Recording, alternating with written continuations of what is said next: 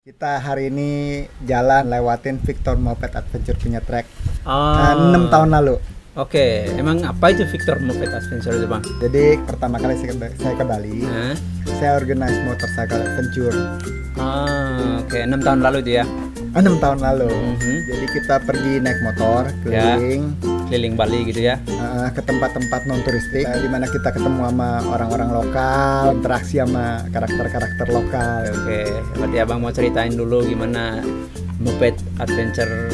Zaman dulu. Zaman dulu. Dan nggak nutup kemungkinan kita bakalan buka moped adventure lagi nanti.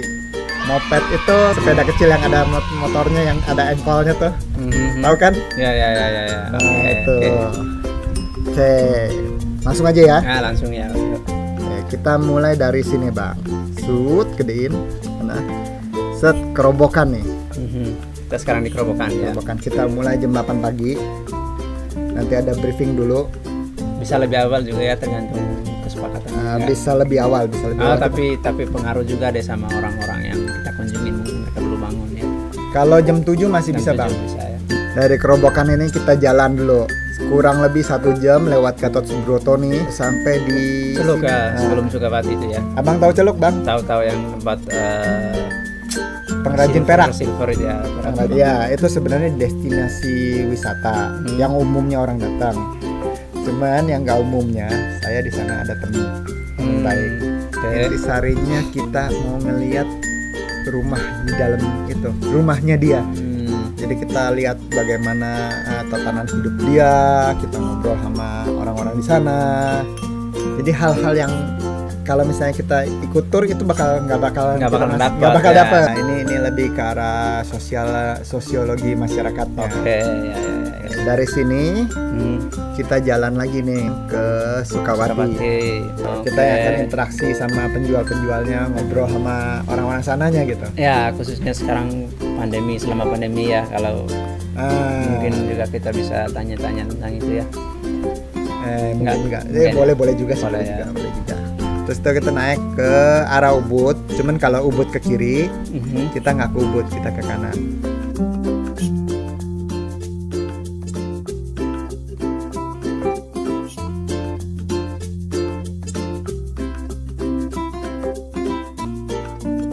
Sekitar sini ada Gua Gajah.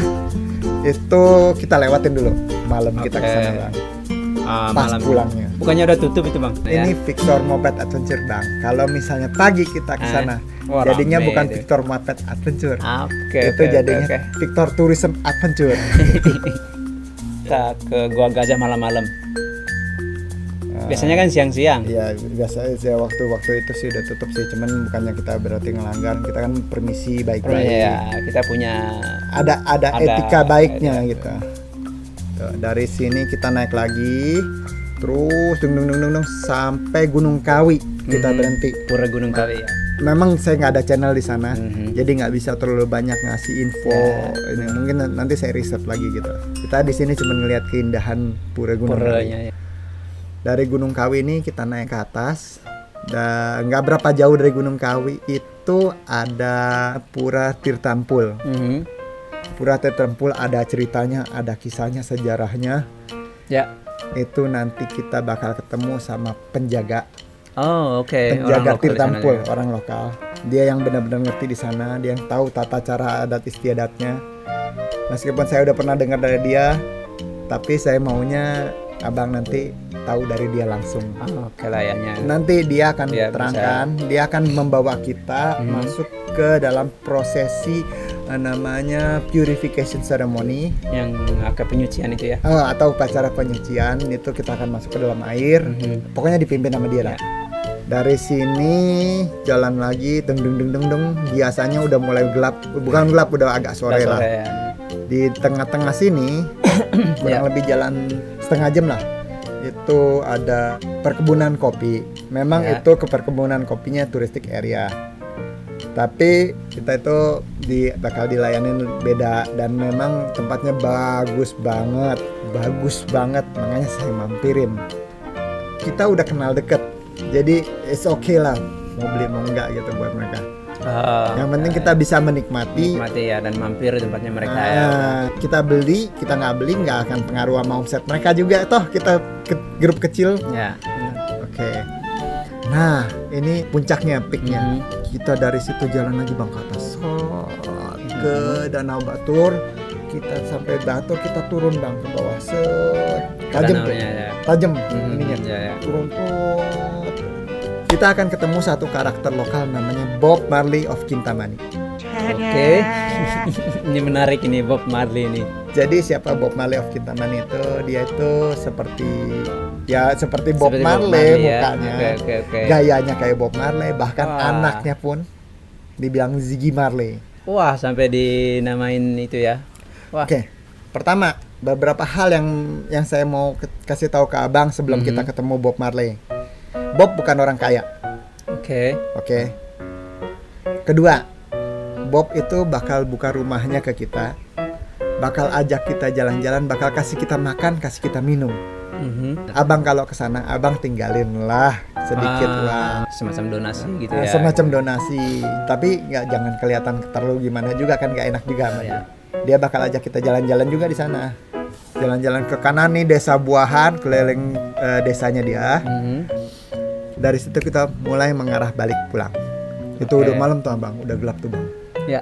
Kalau bisa jam 8 atau jam 9 saya nggak tahu deh, tergantung kecepatan kita deh. Balik lagi kita berhenti di Gua Gajah sini bang. Yang tadi ya. Yang malam ya. Kita cari. Ngapain emang malam-malam di sana bang? Gini, di sana ada orang penjaganya. Orang tua bang.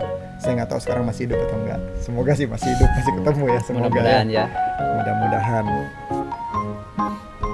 Jadi biasa sih dia mimpin kita untuk meditasi di bawah sana. Ada pohon gede gitu, meditasi di bawah pohon gede. Di puranya itu ya? Enggak, di bawah sana. Iya, di dalam komplek pura aja. Pura ya. Nah yang hebatnya orang ini bang, kita lagi meditasi nih, lagi duduk kan, dia lagi mimpin meditasi di sana, set gitu kan. Saya merem sebentar bang, tahu-tahu dia hilang bang. Aduh, saya cariin, dia pindah ke sana. Ya. Terus saya merem lagi bang, melek, nggak ada lagi bang. Itu ada sungai di belakang sungai bang. Oh, itu emang dia punya magic gitu ya? Enggak, sebenarnya jadi gini, dia hebat bang, dia bergerak tanpa kedengeran, tanpa ketahuan.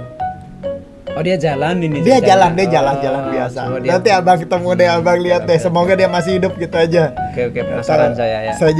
Saya juga kangen banget sama orang itu. Dari sana kita turun lagi ke bawah, kita balik lagi ke checkpoint terakhir Sukawati. Kesana lagi. Tadi pagi kan kita ketemu sama pedagang tuh ngobrol-ngobrol. Malamnya kita mampir di rumah salah satu pedagang itu. Bukan yang tadi itu. Yang paginya. Boleh. Yang paginya. Jadi kita ketemu sama dia, kita ngobrol. Dia sekali lagi seperti Bob Marley. Dia akan buka rumahnya, akan kasih kita makan, kasih kita minum bang. Kita kira-kira lah kita tinggalin uang sedikit, nggak seberapa lah buat dia.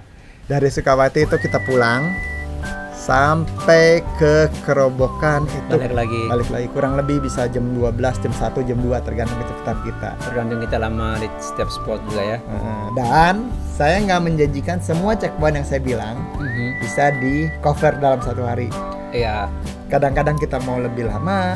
Ya, kalau kita enjoy di satu spot lebih lama. Kebanyakan grup yang saya bawa itu nggak bisa habis semua checkpoint. Oke. Banyak yang cuman ada satu grup yang speed run, dia bisa habis satu checkpoint. Ya soalnya jauh bang sampai ke Kintamani. Bukan masalah jauhnya, setiap tempat itu rasanya enak gak? Kita bisa berlama-lama ria di setiap tempat gitu. Ya. Oke, itu aja ya. Oke, sip. Oke, sampai ketemu besok.